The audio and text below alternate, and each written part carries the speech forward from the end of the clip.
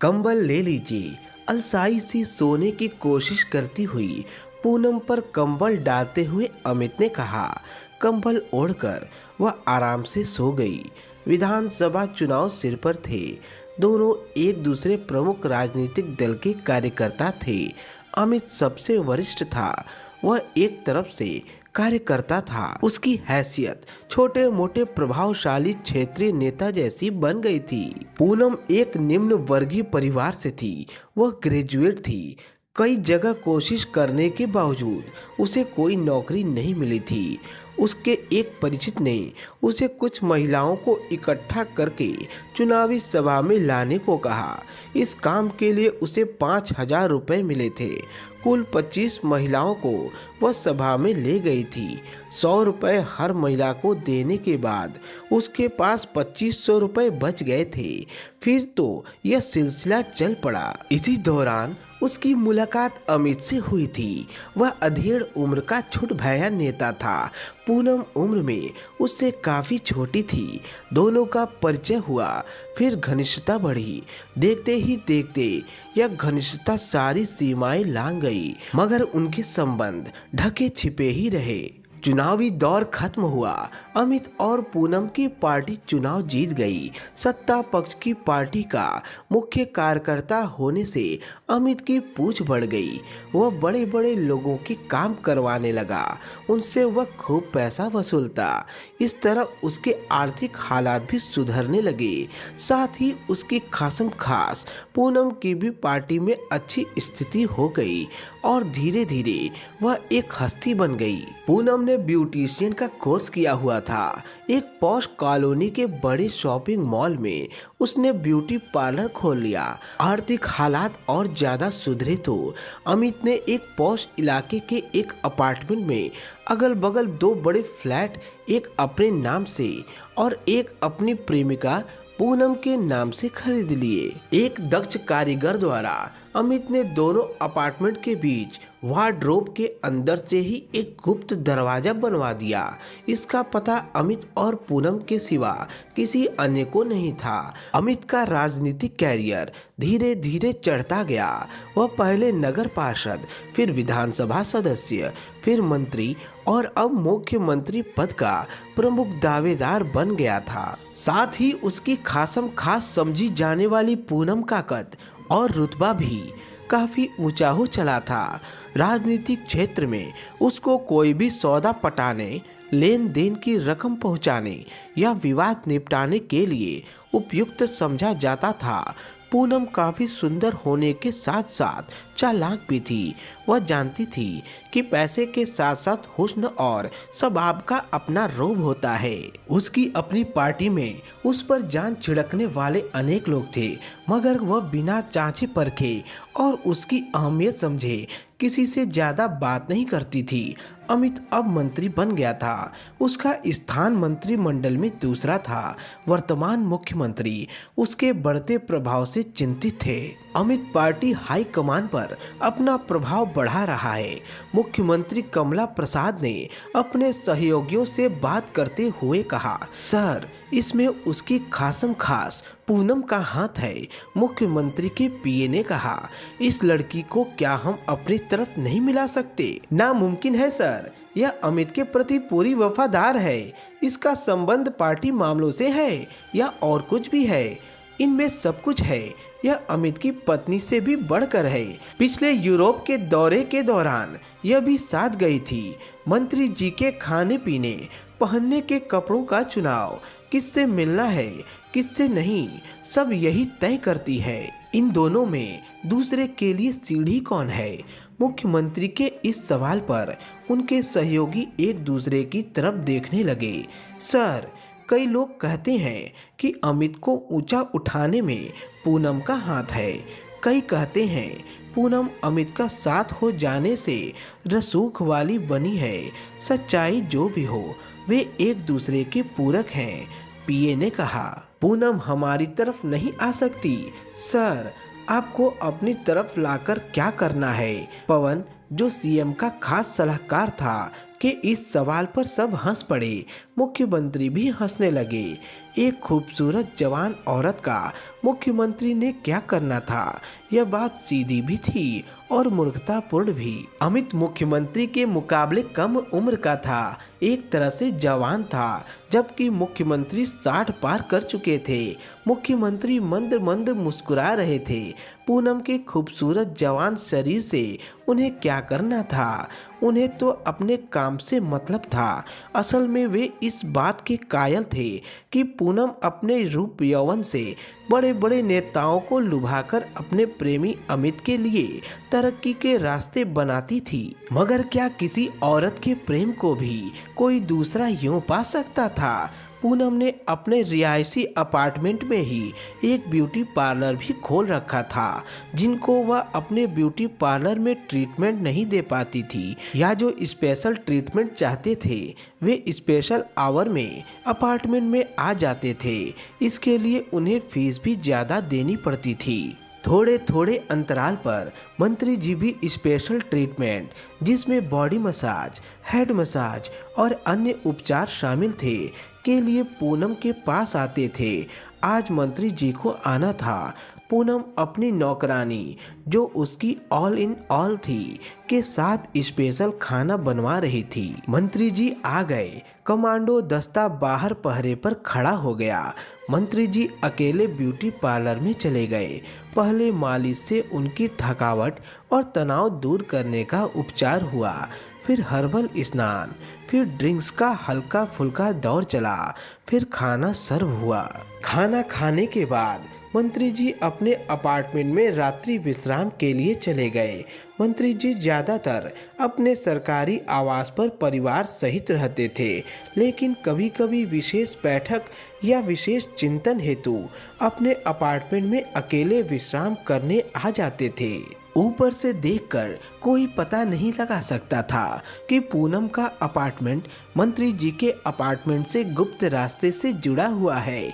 मंत्री जी के जाने के बाद नौकरानी भी चली गई। पूनम ने बजर दबाया। मंत्री जी ने वार्डरोब में स्थित गुप्त दरवाजा खोल दिया। पूनम मंत्री जी के रूम में आकर उनके बाहों में समा गई। फिर काफी देर उनके बीच मेल मिलाप का दौर चला। फिर दोनों संतुष्ट हो गंभीर मंत्रा में खो गए। आज एक नई बात सुनी है, अमित ने कहा। क्या मुख्यमंत्री कामता प्रसाद तुम्हें अपने पाले में करना चाहते हैं? फिर क्या इरादा है? पूनम की आंखों में आंखें डालते हुए थोड़ी शरारत से मंत्री जी ने पूछा। उसके पाले में चली जाती हूँ। अगर वह मुझे मंत्री या अपनी पत्नी बनाए तो? उसी शोखी के साथ पूनम ने कहा। मंत्री बनना तो समझ आता है, मगर पत्नी बनना कैसे? सीएम की पत्नी सुपर सीएम होती है। इस समझदारी वाले जवाब पर दोनों ही खिलखिलाकर हंस पड़े। आपकी अपनी मंजिल भी तो मुख्यमंत्री की कुर्सी है। थोड़ी देर रुककर पूनम ने कहा, पार्टी में अभी मेरे समर्थक कम हैं। समर्थक बढ़ाने में अभी समय लगेगा। कामता प्रसाद काफी पुराना और घाघ है।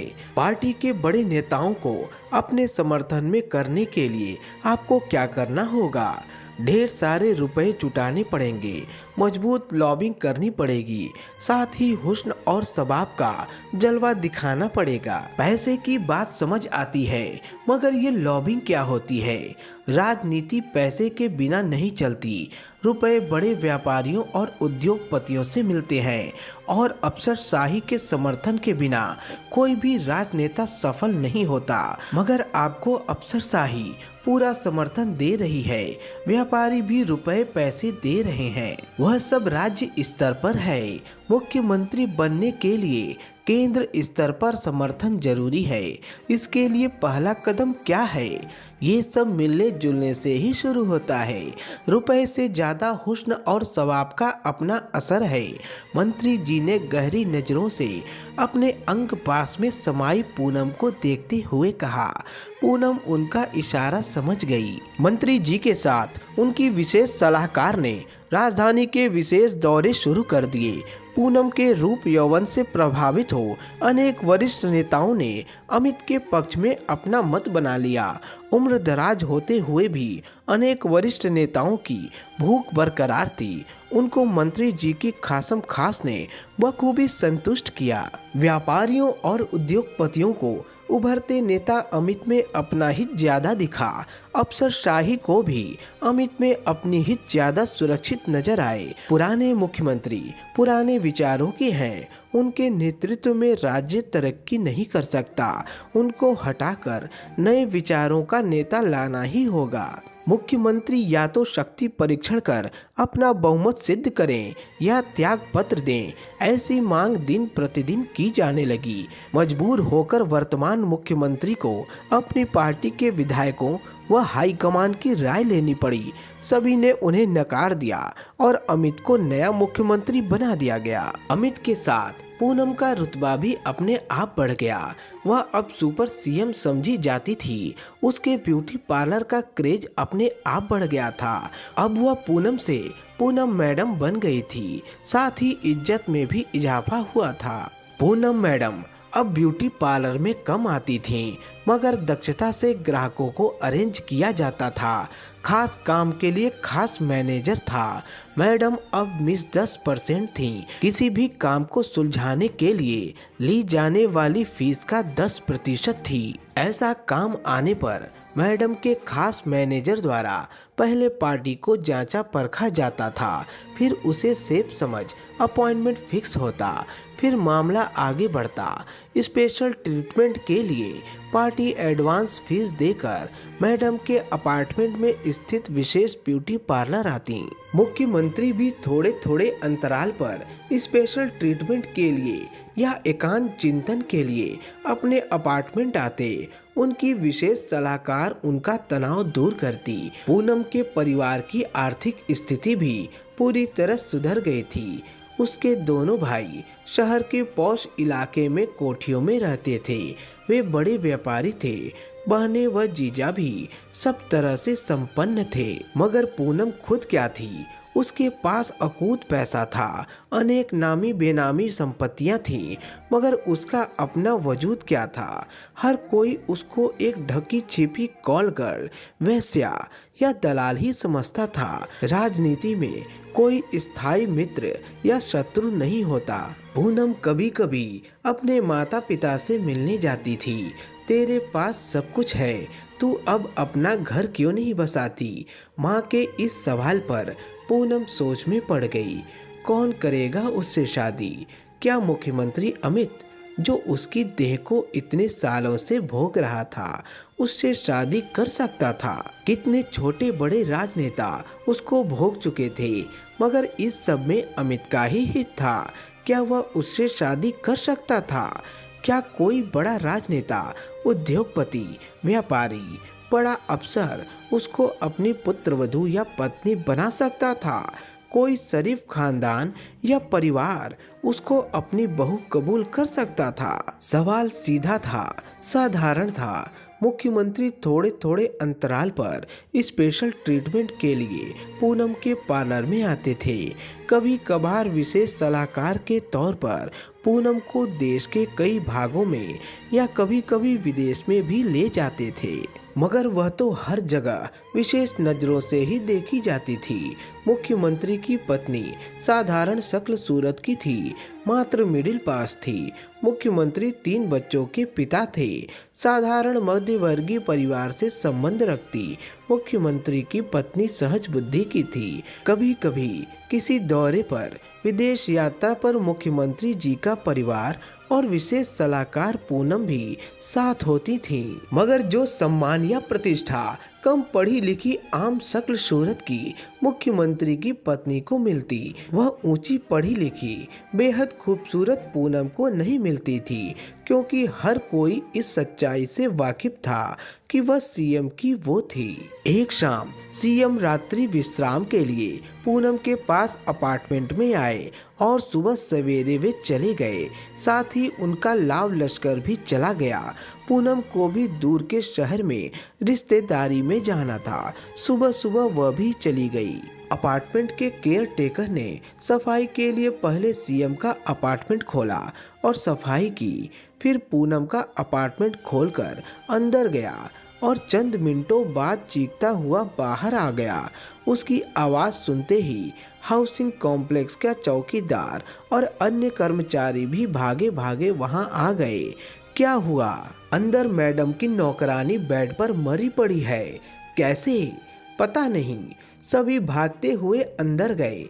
बेड पर निर्वस्त्र हालत में मैडम की नौकरानी का शव पड़ा था। एक ने आगे बढ़कर चादर उठाकर लाश पर डाल दी। केयर टेकर ने मैडम के खास मोबाइल नंबर पर फोन किया। मैडम खबर सुनकर जड़ हो गईं। उनकी खासम खास नौकरानी का कत्ल, वह भी उन्हीं के फ्लैट में।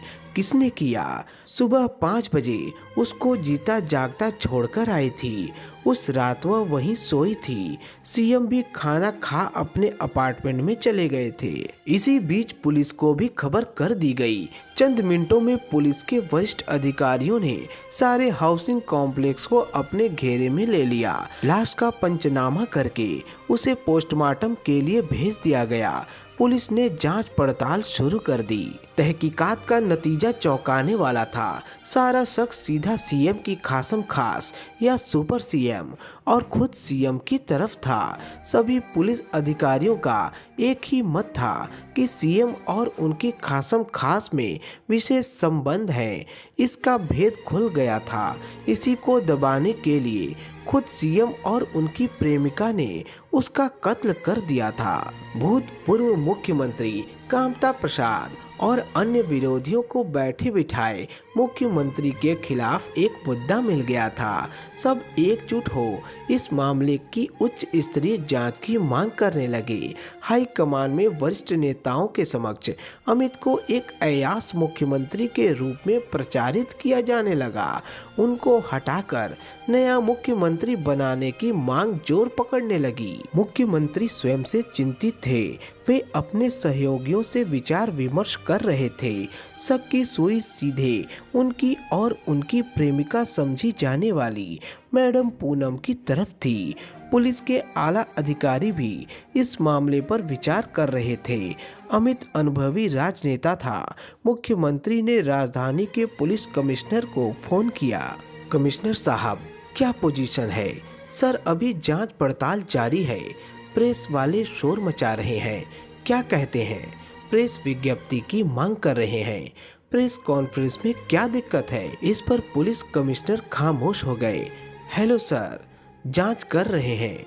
अधिकारी का कहना है कि आपसे और मैडम से पूछताछ किए बिना प्रेस कॉन्फ्रेंस करना मुश्किल है। वह क्यों?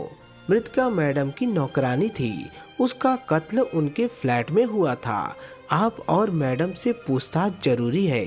मुख्यमंत्री खामोश हो गए। उनके पास गृह मंत्रालय का भी कार्यभार था। ठीक है, जांच पड़ताल किसके जिम्मे है? उप पुलिस अधीक्षक नवीन इस केस को देख रहे हैं। ठीक है, उनसे बोलो जब चाहे आ सकते हैं। Okay sir. मुख्यमंत्री ने फोन बंद कर अपने सहयोगियों की तरफ देखा।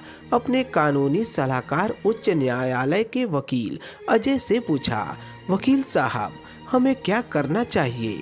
आप पुलिस से सहयोग करें। अगर आप या मैडम कातिल नहीं हैं, तब आप सब कुछ जो पुलिस पूछे बताना चाहिए।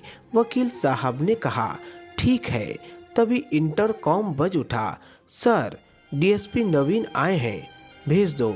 सैल्यूट करने के बाद डीएसपी नवीन सामने रखी कुर्सी पर बैठ गए। कभी यही अमित उनके सामने थाने में किसी काम के लिए आने पर चुपचाप खड़ा रहता था। आज वक्त की मेहरबानी से मुख्यमंत्री था और गृह मंत्री भी था। मुख्यमंत्री ने अपने सहयोगियों की तरफ देखा। सब इशारा समझ चले गए। क्या मैडम को यहीं बुलाएं? मुख्यमंत्री ने कहा। नो सर, मैं उनसे अकेले में पूछताछ करूंगा। ठीक है, क्या पूछना चाहते हैं आप? उस रात, मेरा मतलब जिस सुबह कत्ल हुआ, आप अपने अपार्टमेंट में अकेले थे? जी हाँ। और मैडम कहाँ थी? वह भी अपने अपार्टमेंट में नौकरानी के साथ थी। क्या हर रात या जब भी आप वहाँ होते थे, नौकरानी मैडम के साथ ही होती थी? नहीं, कभी कभी ही साथ होती थी। उस रात संयोग से वहीं थी। आपने अंतिम समय उसको यानी मृतका को कब देखा था? रात 10 बजे, जब खाना खाकर अपने अपार्टमेंट में आया था। क्या आपके और मैडम के अपार्टमेंट में आने जाने का कोई गुप्त रास्ता है? डीएसपी ने यह सवाल धीमे स्वर में किया। जब आप जांच पड़ताल के लिए मौके वारदात पर गए थे, तब क्या आपको ऐसा कोई रास्ता या दरवाजा मिला था? मुख्यमंत्री के इस प्रति प्रश्न पर डीएसपी नवीन उनकी तरफ देखने लगे। प्रत्यक्ष ऐसा रास्ता नहीं दिखा और अप्रत्यक्ष हमारा अंदाजा था कि बेडरूम में स्थित वार्डरोब के अंदर ही ऐसा रास्ता था। फिर हमें वार्डरोब के अंदर भी ऐसा कुछ नहीं मिला। इस पर मुख्यमंत्री थोड़ा मुस्कुराए और थोड़ी देर खामोशी छाई रही। वहाँ ऐसा रास्ता है, वार्डरोब के अंदर ही है, और वो मेरी तरफ वाले वार्डरोब से खुलता बंद होता है। मगर उस रात क्योंकि मैडम के यहाँ मौजूद थी, इसलिए उस रात उस दरवाजे का इस्तेमाल नहीं हुआ था। मुख्यमंत्री ने स्थिरता से कहा। डीएसपी गंभीर हो सोचने लगे। इस रहस्य उद्घाटन से साफ था सीएम कातिल नहीं थे। तब क्या मैडम कातिल थीं? मैडम ने मृतिका को आखिरी बार कब देखा था, यह तो मैडम ही बता सकती हैं। अब और क्या पूछना था? अपनी डायरी बंद कर डीएसपी साहब उठ खड़े हुए।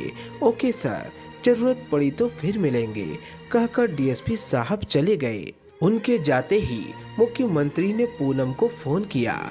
उसको कहा उन्होंने चोर दरवाजे के बारे में पुलिस को बता दिया है और उसको निर्देश दिया कि वह भी पुलिस से पूछताछ में सहयोग करे। डीएसपी नवीन पूनम के ब्यूटी पार्लर में पहुंचे। क्या आपकी नौकरानी का किसी से अफेयर था? नवीन ने पूनम से सवाल किया। मुझे इस बारे में कुछ नहीं मालूम। वैसे उसका कैरेक्टर कैसा था? इस पर वह खामोश हो गई। क्या जवाब दें? मैडम का अपना कैरेक्टर कैसा था? पुलिस का इशारा साफ था, जैसी मालकिन है वैसी ही नौकरानी थी। मैडम ने सवाल का कोई जवाब नहीं दिया। डीएसपी नवीन अभिवादन कर चले आए। मुख्यमंत्री और मैडम से डीएसपी नवीन की मुलाकात के बाद पूनम से डीएसपी नवीन को कुछ खास बात मालूम नहीं हुई। स्वयं पुलिस कमिश्नर ने प्रेस कॉन्फ्रेंस बुलाई। उन्होंने चुस्ती से सब सवालों के जवाब दिए। पोस्टमार्टम रिपोर्ट क्या कहती है? नौकरानी का कत्ल सुबह 5 से 6 बजे के बीच हुआ था और मृतका 4 महीने से गर्भवती थी। इस रहस्योद्घाटन से काफी हल्ला मचा। मुख्यमंत्री ने केस को हल करने और कातिल को पकड़ने के लिए बराबर फोन किया। डीएसपी नवीन अपने ऑफिस में बैठे सोच विचार कर ही रहे थे कि तभी उनका मुंह लगा हवलदार रावत आ गया। वह बुजुर्ग था। सारी उम्र पुलिस की नौकरी करने के बाद अब हवलदार रिटायर होने वाला था। उसको फील्ड का काफी अनुभव था। साहब, सुना है कि मैडम की नौकरानी भी खूबसूरत और काफी दिलकश थी, फिर 4 महीने की प्रेग्नेंट बताते हैं। किससे ठहरा होगा गर्भ? यही पता चल जाए तो केस ही हल हो जाएगा। मौकाए वारदात से क्या बरामद हुआ था? तलाशी में कूड़ेदान में इस्तेमाल किए हुए आपत्तिजनक सामान और बेडरूम की मेज पर एस्ट्रे में बीड़ी के टुकड़े और एक दीवार के नजदीक बीड़ी के बंडल का खाली पाउच। क्या सीएम बीड़ी पीते हैं? पता नहीं, उनके पीए से पूछते हैं। पीए ने बताया मुख्यमंत्री स्मोक नहीं करते थे। हवलदार रावत एक साथी को ले हाउसिंग कॉम्प्लेक्स, जिसमें दोनों अपार्टमेंट थे, पहुंचा। थोड़ी पूछताछ से पता चला नौकरानी का उसी के गांव के एक नौजवान से चक्कर था। वह मैडम की गैर हाजिरी में मेल मुलाकात के लिए आता था। उस नौजवान का पता लगाकर पुलिस ने उससे पूछताछ की तो उसने कुछ भी बताने से इनकार कर दिया, लेकिन जब उसको 3rd डिग्री दी गई तो उसने सब कुछ बक दिया। उस सुबह वह मैडम के जाते ही आया था। तब वह काफी रोमांटिक मूड में था और हम बिस्तर होना चाहता था, मगर नौकरानी ने बुखार होने की वजह से मना कर दिया। तब उनमें झगड़ा हुआ था। तैश में उसने चुन्नी से उसका गला दबा दिया। कातिल पकड़ा गया, केस हल हो गया।